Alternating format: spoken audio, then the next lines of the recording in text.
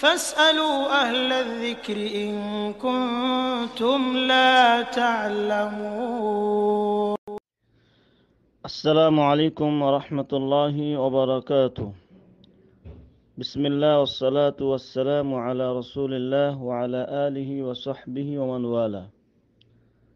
أما بعد فأعوذ بالله من الشيطان الرجيم. بسم الله الرحمن الرحيم. تعاونوا على البر والتقوى ولا تعاونوا على الإثم والعدوان. Abu Dhabi থেকে ভাই রাসেল মাহমুদ প্রশ্ন করেছেন যে অনেক সময় কোনো মুসলিম এবং ইমানদার ভাইদেরকে দেখা যায় যে তারা মানুষের কাছে যাচনা করে এবং তাদের অবস্থা দেখে অনেক সময় মনে হয় যে তারা প্রকৃতপক্ষে মানুষের কাছে সওয়াল করার হক রাখে না।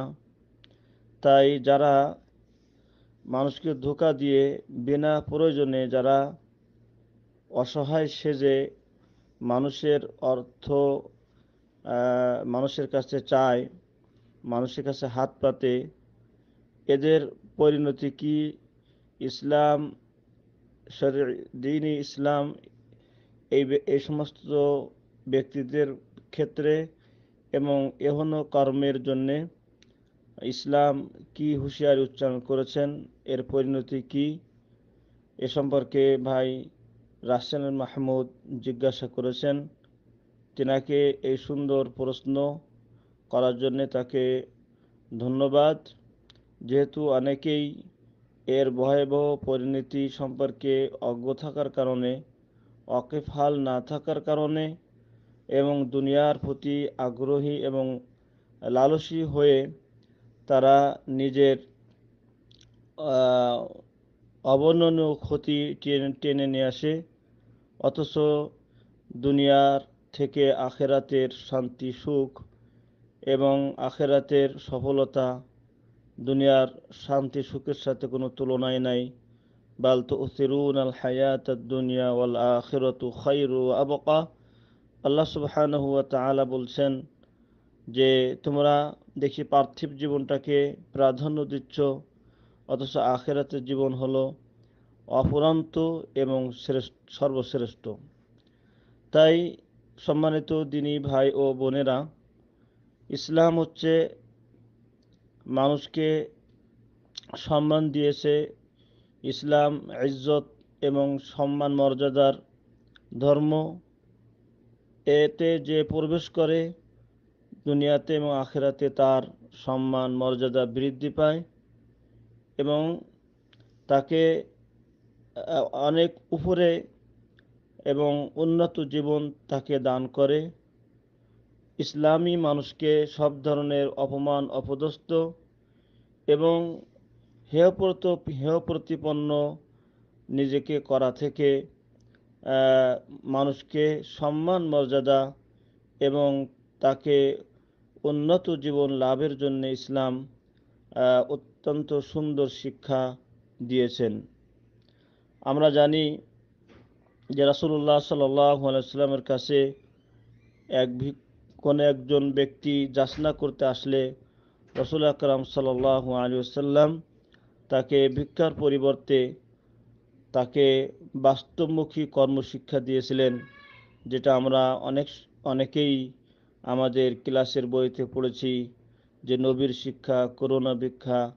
যে প্রিয় নবী সাল্লাল্লাহু আলাইহি ওয়াসাল্লামের শিক্ষা হলো যে মানুষের কাছে হাত পাতবে না, বরং মানুষ একমাত্র তার সকল প্রয়োজনে তার মহান মাবুদের কাছেই, যার উভয় হাত হচ্ছে মালআ পরিপূর্ণ, সেই পরিপূর্ণ হাতের অধিকারী আল্লাহ সুবহানাহু ওয়া তাআলার কাছেই মানুষের সকল ধরনের চাওয়া পাওয়া এবং যাচনা পেশ করবে।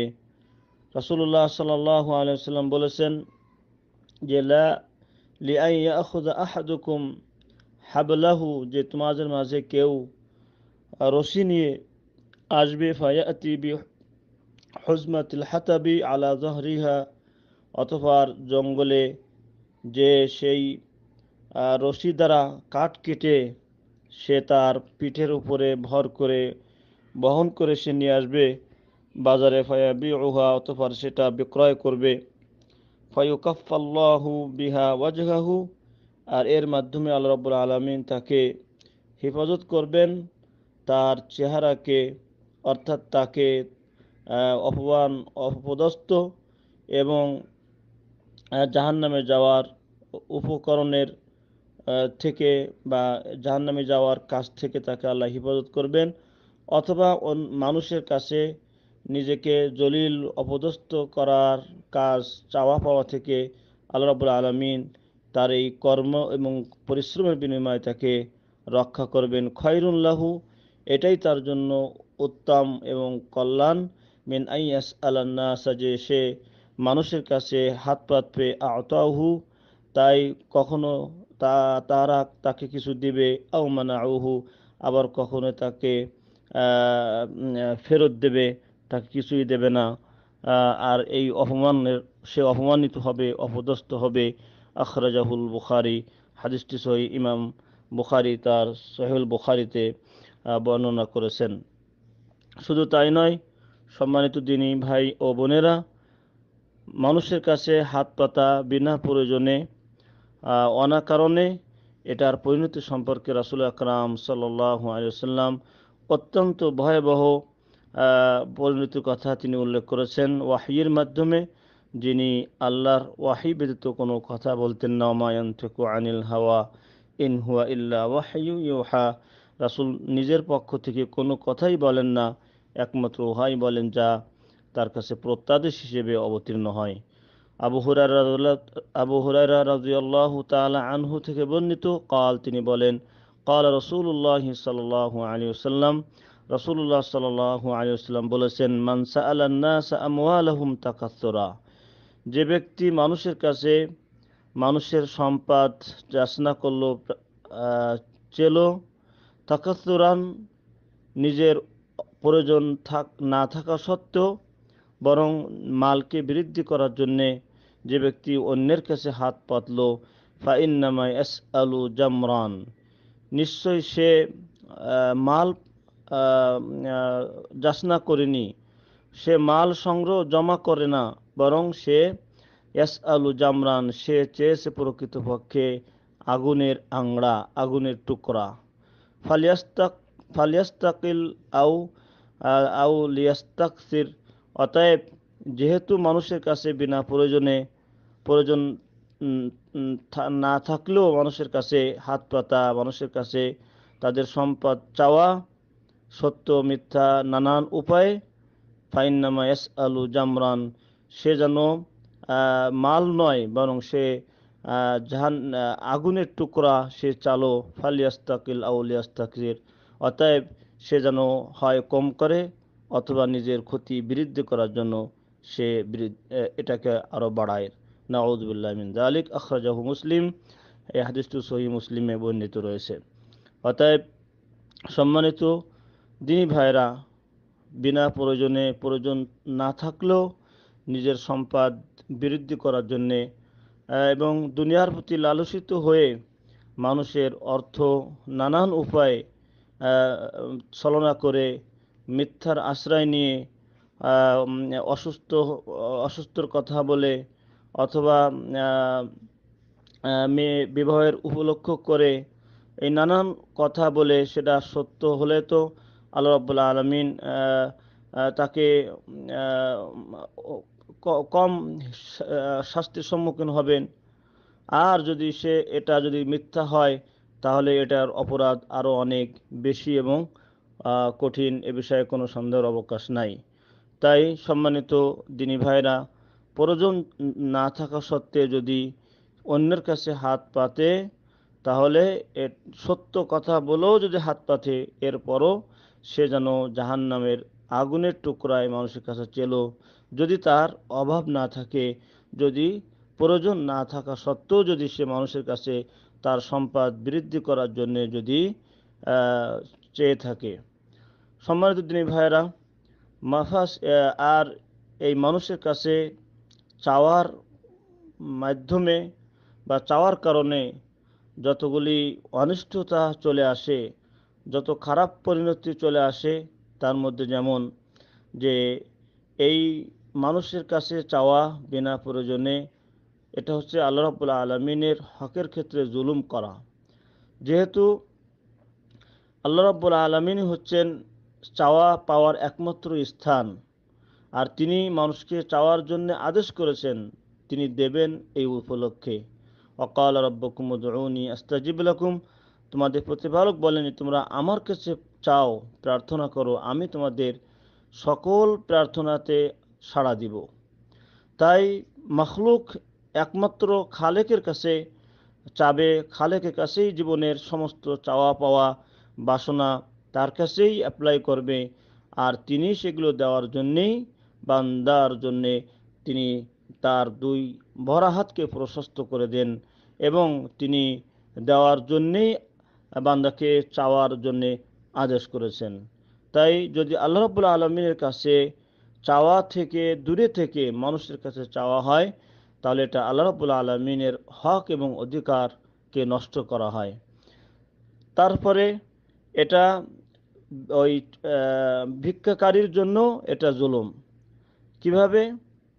যেহেতু সে লিয়ান্নাহু আযাল্লা নাফসাহু লিগাইরিল্লাহ, যে সে আল্লাহর কাছে না চেয়ে মাখলুকের কাছে চেয়ে সে তার নিজেকে অপমানিত অপদস্থ করলো। অথচ মাখলুকের কাছে না চেয়ে যদি সে তার মাবুদের কাছে খালেকের কাছে চেত, তাহলে এটা তার জন্য গৌরব এবং সম্মানের বিষয় হতো।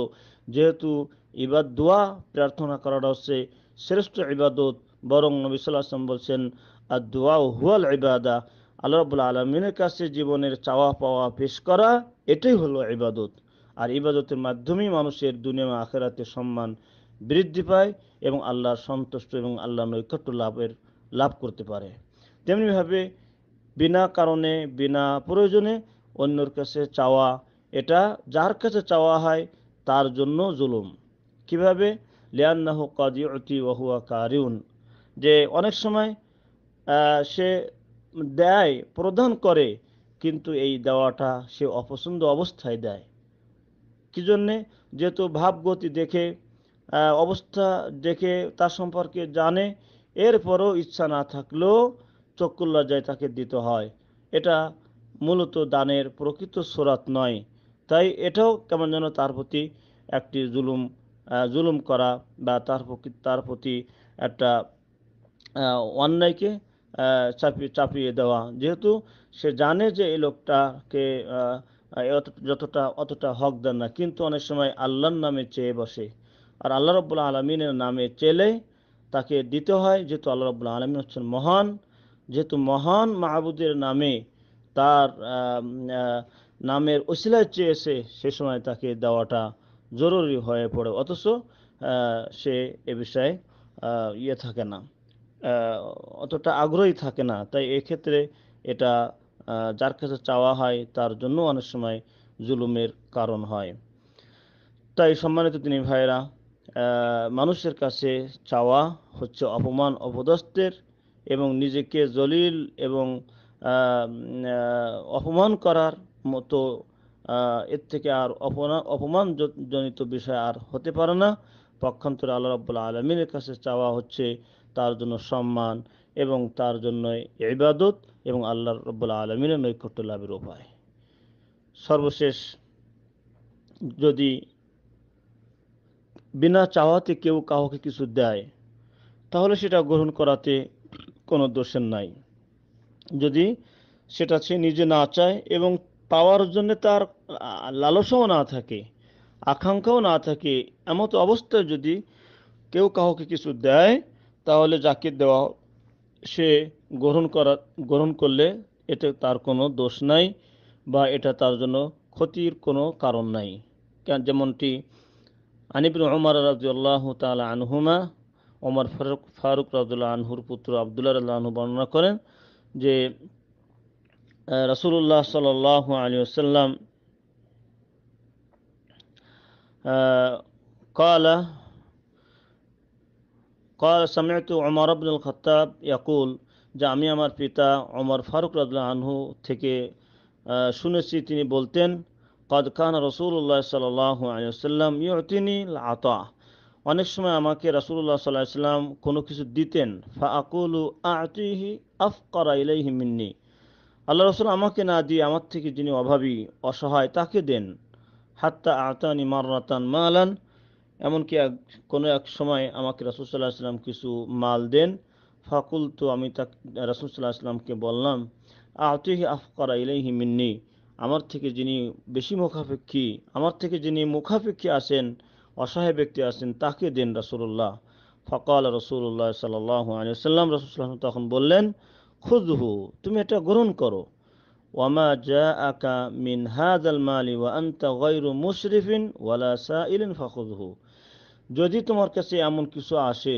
যেটা তুমি লালসাও করো না কামনাও করো না এবং সেটা তুমি প্রার্থনাও করো না কিন্তু এর উপরন্ত তথাপিও তোমাকে দেওয়া হয় তাহলে সেটা তুমি গ্রহণ করো ওয়ামা লা ফালা তুতিহু নাফসাকা যে বিষয় যেটা তুমি পাওয়ার জন্যে তুমি আগ্রহ করে বসে থাকো না বা মনে মনেও কামনা করো না কিন্তু এরপরও যদি দেওয়া হয় সেটা তুমি গ্রহণ করো এতে তোমার কোনো ত্রুটি ঘটবে না মুত্তাফাকুন আলাইহি হাদিসটি বুখারী এবং মুসলিমের সম্মানিত দিনী ভাই ও বোনেরা সর্বশেষ এই হাদিস বলেই ভয়াবহ পরিণতি তাদের জন্য যারা বিনা কারণে বিনা প্রয়োজনে মানুষের কাছে হাত পাতে অথচ আল্লাহ রাব্বুল আলামিন তাকে যা দিয়েছেন সেটা তার জন্য যথেষ্ট এবং সে আল্লাহ রাব্বুল আলামিনের সেই নিয়ামতকে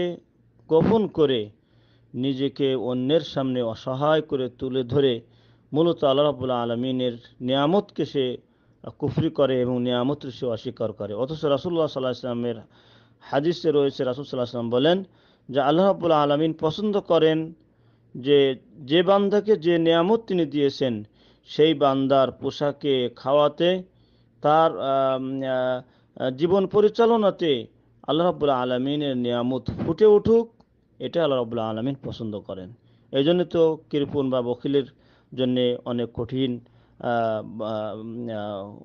পরিণতি এবং ভয়াবহ ক্ষতির বিষয়গুলি হাদিসে বর্ণিত রয়েছে তাই সম্মানিত দিনী ভাইরা রাসূলুল্লাহ সাল্লাল্লাহু আলাইহি ওয়াসাল্লাম ইরশাদ করেছেন যারা বিনা প্রয়োজনে অন্যের কাছে হাত পাতবে তার সম্পদ বৃদ্ধি করার জন্যে প্রয়োজন না থাকলেও তাদের পরিণতি কিয়ামতের দিন কত কঠিন এবং মর্মান্তিক হবে এ কথা রাসূলুল্লাহ সাল্লাল্লাহু আলাইহি ওয়াসাল্লামের থেকে বর্ণনা করেই আপনাদের থেকে বিদায় নিচ্ছি রাসূলুল্লাহ সাল্লাল্লাহু আলাইহি ওয়াসাল্লাম বলেন যা আব্দুল্লাহ ইবনে ওমর রাদিয়াল্লাহু আনহু থেকে বর্ণিত তিনি বলেন যে রাসূলুল্লাহ সাল্লাল্লাহু আলাইহি ওয়াসাল্লাম বলেছেন মা ইয়াজালু রাজুলু ইয়াসআলুন নাসা যে এমনও ব্যক্তি রয়েছে যারা যে মানুষের কাছে চেতেই থাকবে যদিও চাওয়ার প্রয়োজন শেষ হয়ে গেছে এরপরও চেতে থাকবে হাত্তা ইয়াতিয়া ইয়াউমুল কিয়ামতি এমনকি সে কিয়ামতের দিন উঠবে কিন্তু লাইসা ফি ওয়াজহি মুজআতুল লাহমিন কিন্তু তার চেহারায় মুখমণ্ডলিতে কোনো মাংস থাকবে না শুধু বিকৃত ভয়ঙ্কর হাড্ডি জনিত চেহারা নিয়ে মুখ নিয়ে কিয়ামতের দিন এই মানুষের সামনে সে উঠবে মুত্তাফাকুন আলাইহি হাদিসটি বুখারী এবং মুসলিমে বর্ণিত আল্লাহ রাব্বুল আলামিন আমাদের সকল মুমিনা মুসলিমা ভাই বোনদেরকে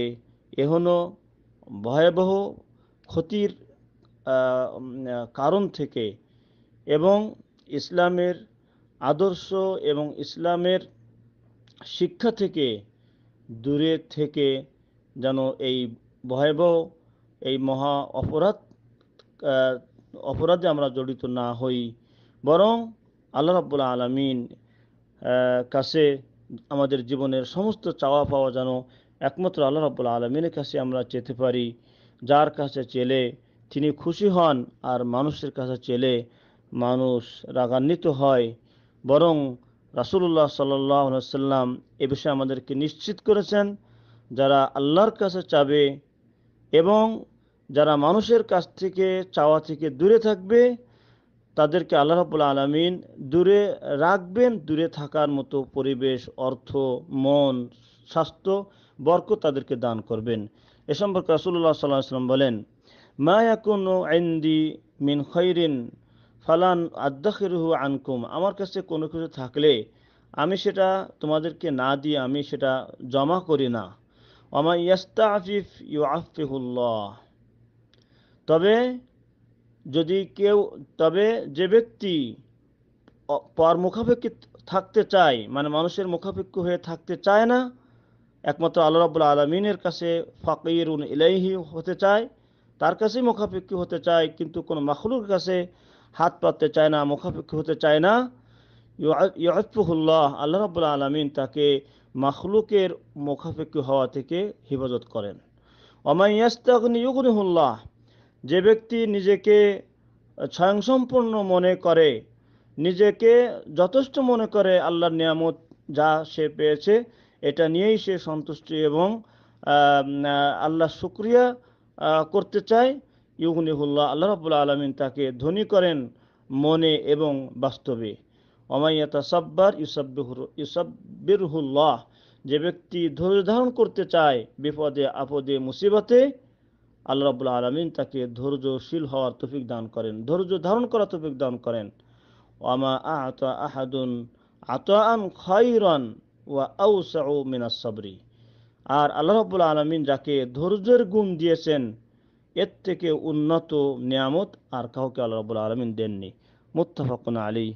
আমাদেরকে আল্লাহ সুবহানাহু ওয়া তাআলা জীবনের সর্বক্ষেত্রে বিপদে আপদে মুসিবতে সর্বক্ষেত্রে আল্লাহর সন্তুষ্টি লাভের আশায় নবী করিম সাল্লাল্লাহু আলাইহি সাল্লামের জীবন আদর্শ নিজেদের জীবনে প্রতিপালনের মাধ্যমে আমরা যেন ধৈর্যের পরিচয় দিতে পারি, আল্লাহ রাব্বুল আলামিনের কাছে একমাত্র মুখাপেক্ষী হই এবং মানুষের কাছ থেকে আমরা অমুখাপেক্ষী এবং নিজেকে মানুষের কাছে হাত পাতা এবং তা নিজেকে জলিল অপমান অপদস্থ করা থেকে, দুনিয়ার এই লাঞ্ছনা থেকে যেন আমরা হেফাজত থাকতে পারি, দূরে থাকতে পারি, যে লাঞ্ছনার কারণে আখিরাতেও তার মুখে মাংসের চিহ্ন থাকবে না। এখনও ভয়াবহ গুনাহ থেকে, অপরাধ থেকে আমরা যেন দূরে থাকতে পারি এবং আল্লাহ রাব্বুল আলামিনের কাছে জীবনের সমস্ত চাওয়া পাওয়া কামনা করে আমরা যেন দুনিয়া ও আখিরাতের সব কিছুই মহান মালিকের পক্ষ থেকে পেতে পারি। আল্লাহ রাব্বুল আলামিন আমাদের সকলকে সেই তৌফিক দান করুন, আমিন। হাযা ওয়া সাল্লাল্লাহু আলা নাবিয়্যিনা মুহাম্মদ ওয়া আলা আলিহি ওয়া সাহবিহি আজমাইন। আসসালামু আলাইকুম ওয়া রাহমাতুল্লাহি ওয়া বারাকাতুহু।